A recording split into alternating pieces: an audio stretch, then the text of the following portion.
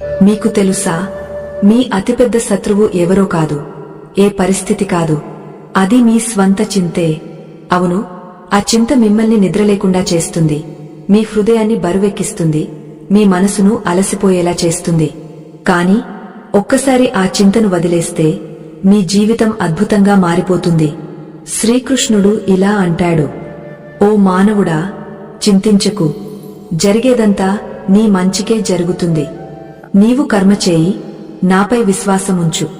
ఈ రోజు మనం నేర్చుకుందాం, మనసు నుండి చింతను ఎలా తొలగించాలి, ప్రతి పరిస్థితిలో శాంతిని, విశ్వాసాన్ని ఎలా పొందాలి. శ్రీకృష్ణుని సందేశాలతో మీ జీవితం ఎంత హాయిగా, శాంతమేంగా, ప్రేరణాత్మకంగా మారుతుందో తెలుసుకుందాం. కాబట్టి ఈ ప్రయాణాన్ని మొదలుపెట్టి చింతను వీడి విశ్వాసాన్ని స్వీకరించే రహస్యాన్ని కనుగొనండి. నమస్కారం స్నేహితులారా, మరో అద్భుతమైన వీడియోకు మీకు స్వాగతం.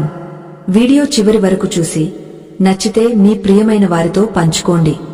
సిద్ధమా? ప్రారంభిద్దాం. మానవుని అతిపెద్ద శత్రువు ఎవరంటే అది చింతే.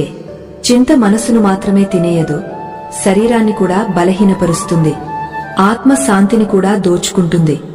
ఇంకా జరగని విషయాల గురించి ఆలోచిస్తూ మనిషి తన ప్రస్తుతాన్ని కాల్చేస్తాడు. అందుకే గీతలో కృష్ణుడు స్పష్టంగా చెప్పారు, చింత చేయకు అని. కాని మనిషి అలవాటు భవిష్యత్తును భయపడుతుంది, గతాన్ని పశ్చాత్తాపంతో నిండుస్తుంది, ప్రస్తుతాన్ని మరచిపోతుంది. అదే చింతకు మూలం. మనిషి మరచిపోతాడు, అంతా ఒక పరమశక్తి చేతిలో ఉందని, ఆ శక్తి మాత్రమే నీ మంచి చేస్తుందని. కృష్ణుడు చెబుతారు, నువ్వు నాదివి అయితే చింత ఎందుకు?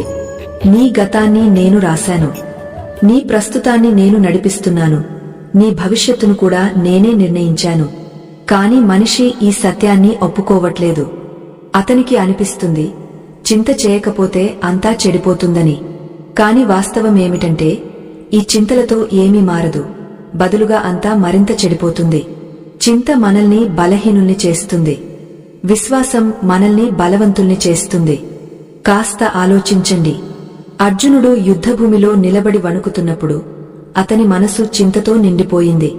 అతడు ఆలోచిస్తున్నాడు, నేను ఎలా పోరాడగలను, నా స్వంత బంధువుల్ని ఎలా చంపగలను అని. ఆ చింతే అతన్ని భీరువుని చేసింది.